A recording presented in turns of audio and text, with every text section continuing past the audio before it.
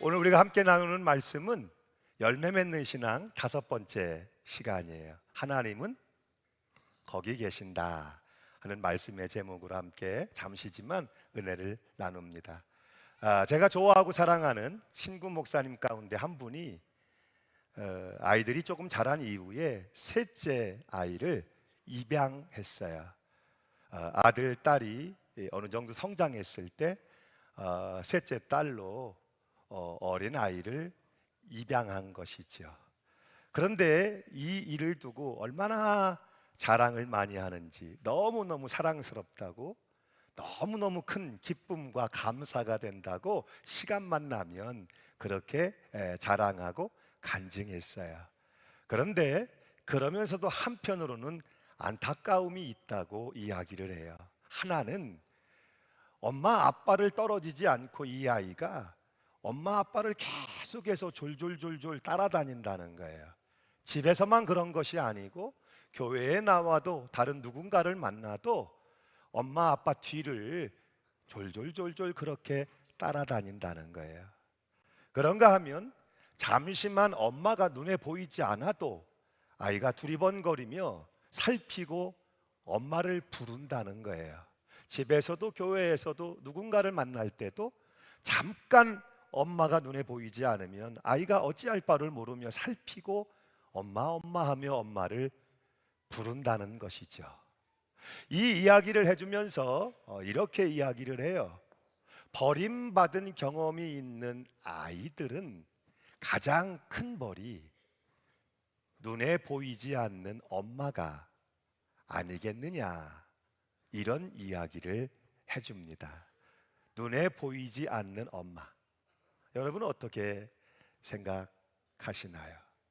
우리 인간의 실존은 어쩔 수 없이 두려움의 존재죠.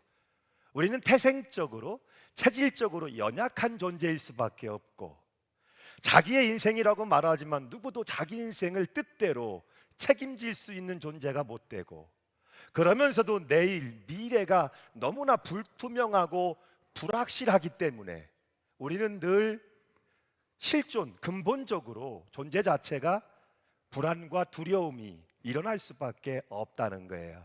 내일 일은 난 몰라요. 장래일도 몰라요. 아무리 많이 배운 사람도, 권세 있어 떵떵거리는 사람도 장래일을 누구도 예측할 수가 없고 장담할 수가 없고 보장할 수가 없으니 이 불확실한 인생 여정을 가면서 불안하고 두려울 수밖에 없는 건 당연한 것이죠. 이것은 아무리 나이가 많이 들어도, 인생을 많이 살아도 결코 익숙해지지 않는, 마치 아이들에게 엄마가 보이지 않을 때에 그랬던 것처럼 눈에 보이지 않는 하나님을 두고 우리는 실존적으로, 근본적으로 이 불안과 두려움에 붙들려 살 수밖에 없는 존재라는 것이죠. 오늘 여러분은 어떠십니까? 지금 이스라엘은 멸망했어요. BC 587년에 신흥 제국인 아수르가 물밀듯 밀려들어와 완전히 초토화됐고 패망했어요. 줄줄이 수를 헤아릴 수 없이 많은 백성들이 포로로 바빌론에 끌려가게 되었죠. 문제는 그 패망한 백성들, 포로로 끌려가는 백성들 가운데 그럼에도 불구하고 여호와 신앙, 하나님 신앙을 가지고 끝까지 믿음을 잃어버리지 아니하고 하나님 앞에 신실한 믿음을 지켰던 백성들이 분명히 있었다는 사실이에요. 그들은 분명히 볼 수밖에 없었어요. 이스라엘의 영광이 떠나가고 패망하는 것을 그대로 보았지요. 예루살렘 성이 어떻게 초토화 무너져 내리는지를 보았고, 하나님의 거룩한 성전이 다 불타 녹아내리는 것을 보았고, 왕과 고관들과 지도자들이 줄줄이 포로로 끌려가고 있는 이 참담한 현실을 그들은 목격할 수밖에 없었다는 거예요. 이 상황이 도저히 이해되지를 않아요. 이 상황이 도저히 뭐라 설명할 수가 없어요. 정말 하나님이 살아계신다면, 정말 내가 믿는 하나님이 살아계신다면 이렇게 비극적이고 참담한 일이 어떻게 일어날 수 있겠어요? 차라리 믿음이 없더라면, 믿음 없는 이방인이거나 하나님을 모르는 어리석은 자였다면 하나님이 어딨냐, 하나님 없다 하고 체념해 버리기라도 할 텐데, 정말 어려운 문제. 여러분의 신앙 가운데에서도 이런 경험들이 혹시 있으신지 모르겠습니다. 이스라엘이 가장 비참한 역사 현실을 겪어내고 있는 그 순간에 한 사람 이름 없는 선지자가 등장을 합니다. 그가 바로 오늘 말씀하고 있는 여호와의 말씀을 대언하고 있는 선지자 이사야지요. 하나님이 숨어 계셨습니다. 하나님이 침묵하셨습니다. 그런데 이제 아닙니다. 하나님이 스스로를 드러내십니다. 나타내십니다. 하나님이 새 일을 계획하시고 새로운 창조를 시작하신다고 하나님의 말씀을 예언하며 외치기 시작한 거예요. 오늘 말씀의 45장의 15절 말씀이죠. 함께 읽겠습니다. 시작. 구원자 이스라엘의 하나님이요 진실로 주는 스스로 숨어 계시는 하나님이시리다. 숨어 계시는 하나님, 놀라운 고백일 수밖에 없어요. 지금까지 하나님은 숨어 계시는 하나님, 그러나 이제는 나타내신다는 거예요. 침묵하신 하나님, 그러나 이제는 말씀하신다는 거예요. 내 상황을 보면, 현실을 보면 하나님이 숨어 계셔 보이지 않았어요. 하나님이 침묵하셔 들리지 않았어요. 그러나 하나님은 너희를 결코 잊어버리지 아니하시며 하나님은 이스라엘을 구원하시는 하나님이시니 그 하나님이 너희를 위하여 구원을 계획하시고 새 일을 행하기를 시작하신다고.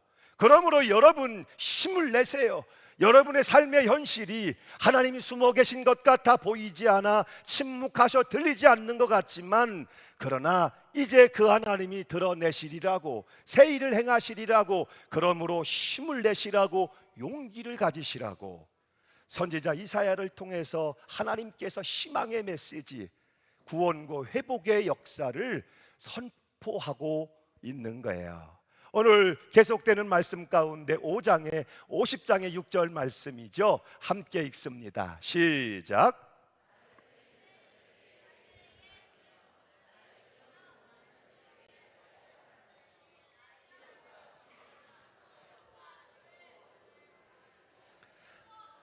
나를 때리는 자들에게 내 등을 맡기며 나의 수염을 뽑는 자들에게 나의 뺨을 맡기며 침과 침뱉음을 당하여도 결코 얼굴은 가리우지 아니하였느니라. 이 말씀은 누구예요? 장차 오실 아들 메시아 예수 그리스도에 대한 예언의 말씀이 맞지만, 그러나 이 말씀이 장래에 이루어질 예언의 말씀만은 아니라는 것이지요. 패망한 나라인 이스라엘, 망한 백성으로 만국의 한을 가진 채 포로로 끌려와 살아가고 있는 포로민들의 실상일 수밖에 없었다는 거예요.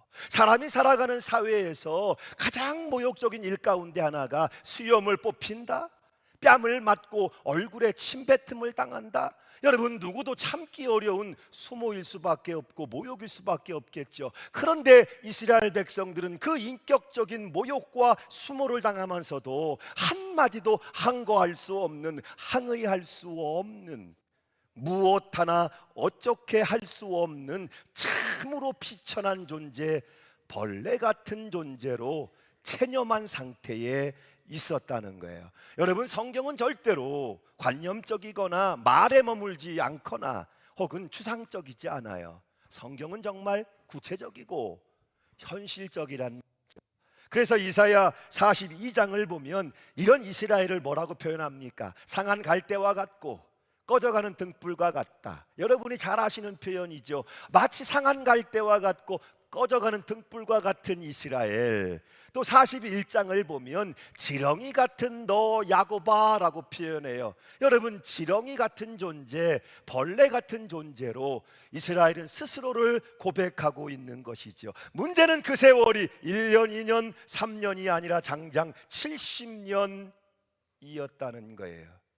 70년 그렇게 하나님을 찾고 하나님을 부르짖지만 전혀 대답이 없으시며 보이지 않는, 구원의 문제를 두고 완전히 단절된 시간이 속절없이 흘러가고 있었어요. 포로로 끌려와 벌써 70년이 흘러갑니다. 하나씩 둘씩 세상을 떠나기 시작합니다. 여호와 신앙을 말하던 사람들, 그럼에도 불구하고 모노 야훼 여호와 신앙을 말하던 사람들, 그럼에도 불구하고 하나님 앞에 엎드려 자신들을 치며 뉘우치며 회개했던 사람들, 장차 가나안 땅이 회복될 때를 두고 자손들에게 당부하던 말씀들, 그런 그들이 하나씩 둘씩 이제 세상을 떠나가기 시작하고 있습니다. 강대국들의 틈바구니 속에서, 그런데도 이스라엘은 무엇 하나 어떻게 할 수 없는, 너무나 비참한 상황, 체념할 수밖에 없는 상황을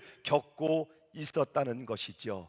그때 하나님의 선지자 이사야가 말씀을 들고 그 백성들 앞에 선 거예요. 하나님이 이제 당신의 얼굴을 나타내십니다. 하나님이 당신의 행사를 드러내십니다. 하나님이 새로운 일들을 계획하시고 인도하십니다. 여러분 보세요. 누가 상상했겠습니까? 그 왕성하게 일어났던 신흥제국 바빌론이 하루아침에 무너져 내릴 것을 누가 상상했겠습니까? 바사의 왕 고레스를 들어서 하나님이 바빌론을 치시고 저 포로된 백성들을 시온으로 돌려놓으실 줄을 누가 상상이나 했겠습니까? 이 전무후무한 일을 이제 하나님이 행하십니다. 하나님이 이루십니다라고 구원을 선포하고 있는 거예요. 다시 한번 이 말씀을 보세요. 구원자 이스라엘의 하나님이여 진실로 주는 스스로 숨어 계시는 하나님이시니이다.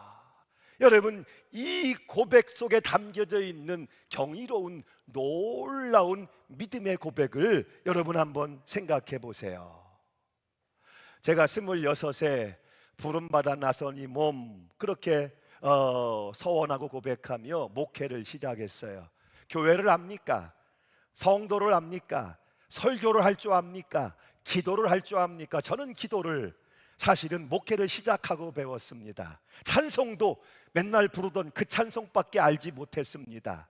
그런 제가 앞에 서야 하고 하나님의 교회를 지도자로 이끌기도 해야 하며 성도들로 더불어서 섬기려고 할 때에 여러분 얼마나 두렵고 얼마나 큰 불안함이 제게 있었겠어요. 오늘 이 아침에도 강단에 올라오는 일은 참 두렵고 긴장이 많이 되는 일일 수밖에 없죠. 그러니 목회 초년, 그때에 얼마나 큰 두려움과 불안함과 부족함이 있었겠어요. 그런데 그런 가운데 목회를 하며 한 해, 두 해, 세 해 지나가면서 분명하게 알게 되는 것이 있더라는 것이죠.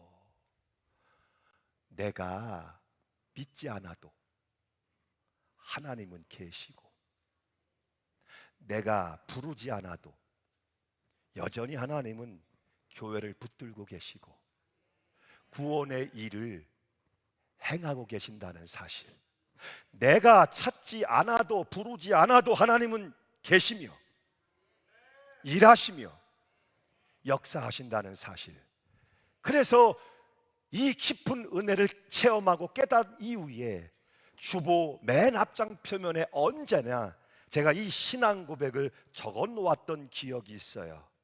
우리가 하나님을 부르지 않아도 하나님은 거기 계신다. 다만 우리는 계신 하나님을 만나기 위해 찾을 뿐이다. 여러분이 부르지 않아도 하나님은 계십니다. 여러분이 예배하지 않아도 하나님은 계십니다. 여러분이 알지 않아도, 여러분이 보지 못해도 하나님은 계십니다. 하나님은 여전히 창조주 하나님이시며 주관자 하나님이시며 만왕의 왕 되신 하나님이시며 다스리시고 통치하시는 여호와 하나님이십니다. 우리가 하나님이 숨어 계시는 것 같을 때, 내 고통 가운데 환난 가운데 그 하나님을 발견한다는 것은 너무나 중요한 일이겠지만, 훨씬 더 중요한 것은 내 믿음으로 말미암아 그분이 당신을 나타내시며 그분이 삶에 개입하시며 그분이 일하기를 시작하시며 구원, 새 일을 행하시는 역사가 누구를 통하여, 나의 믿음을 통하여, 나의 삶을 통하여 흘러나올 수 있다면 이거보다 더 값지고 중요한 일은 없겠죠. 오늘 45장의 6절로 7절을 보면 이렇게 고백하고 있어요. 다 같이 한 목소리로, 큰 목소리로 읽습니다. 시작.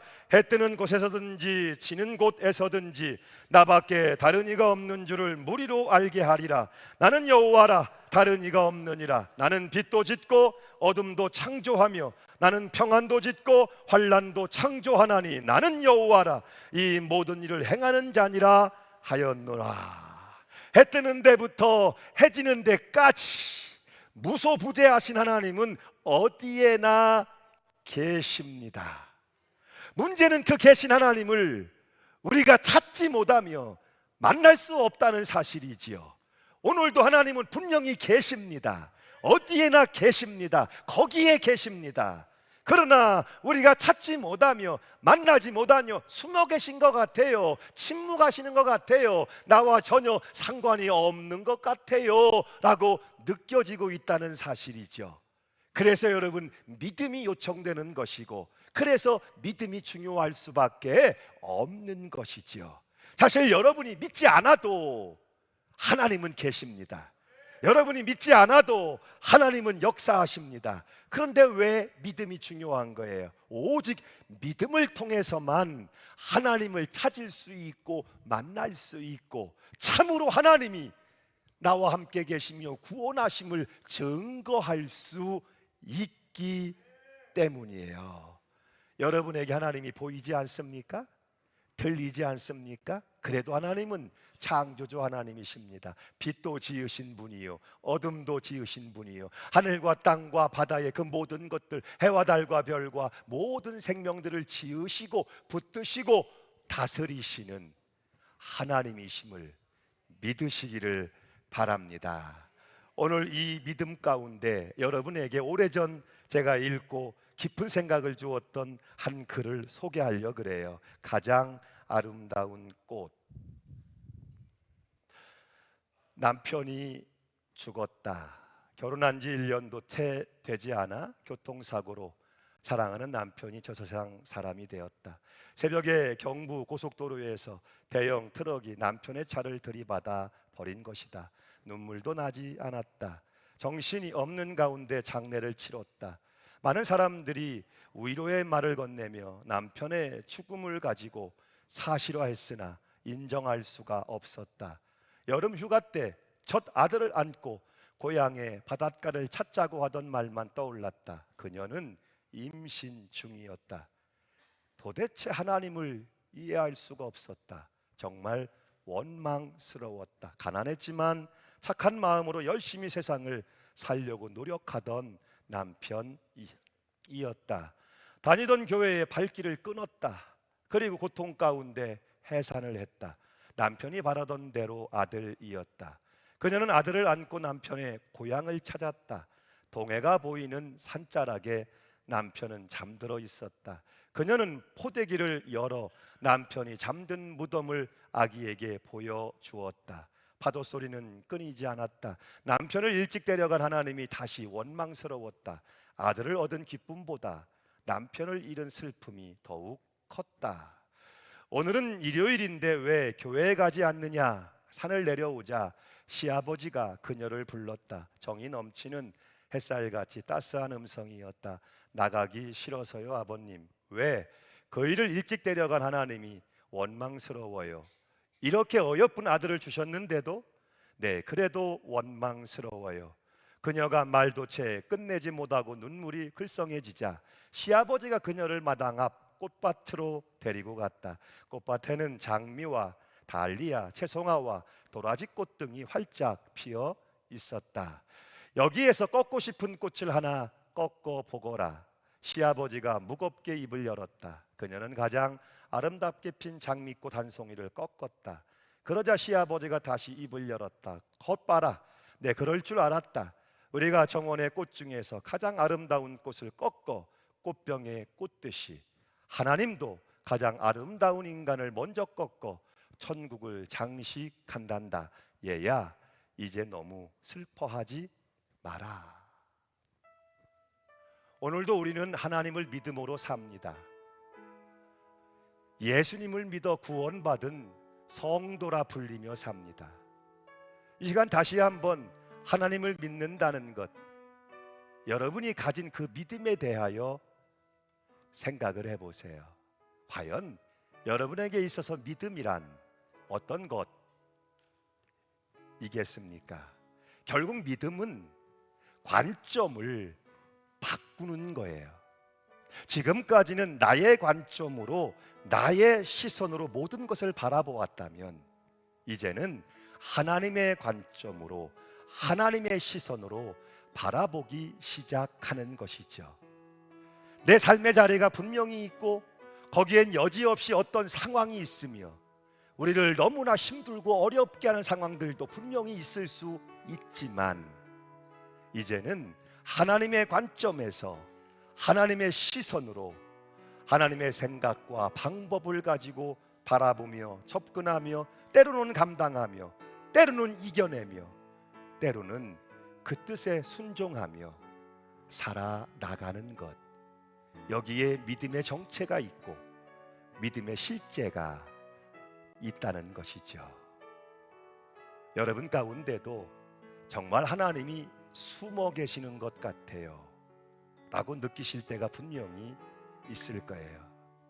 나의 삶의 현장, 삶의 한복판에 하나님이 보여야 되는데, 나는 믿음의 사람인데 하나님이 보이지 않을 때, 나는 말씀의 사람인데 음성이 들려오지 않을 때 우리는 여지없이 낙심하게 되고 좌절할 수밖에 없겠죠. 만일 여러분이 그렇다면 오늘 주신 말씀 가운데 이 말씀을 꼭 기억하시고 여러분 마음에 새기세요. 그리고 오늘 예배당 문을 열고 나갈 때 이 말씀을 여러분의 입으로 시인하고 고백하며 나가실 수 있기를 바라요. 이사야 43장의 11절 말씀이죠. 함께 시인하며 고백합니다. 나 곧 나는 여호와라, 나 외에 구원자가 없느니라. 아멘. 잊지 마세요. 하나님은 절대로 여러분을 잊어버리지 아니하십니다. 하나님은 거기 계십니다. 바로 여러분의 삶의 자리, 삶의 현장, 삶의 현실 가운데 하나님은 계시며 찾는 자를 만나주시며 부르는 자에게 응답하시며 새일 능히 건져내시고 구원하시는 새일을 분명히 행하실 것입니다. 오늘 하나님 외에 나에게 다른 신은 없습니다. 이 믿음의 고백을 가지고 나가실 때 여러분이 오늘도 겪어내야 되고 살아내야 할 그 삶의 현장에 계신 하나님, 내 인생에 개입하시는 하나님, 능히 나를 건져내 구원하시고 내 삶을 바꾸어 주실, 새롭게 하실 그 하나님을 여러분이 만나게 되시기를, 그래서 날마다 여러분의 삶이 변화받게 되시기를 주 예수 이름으로 축원합니다. 함께 일어나셔서 결단하며 찬양합니다.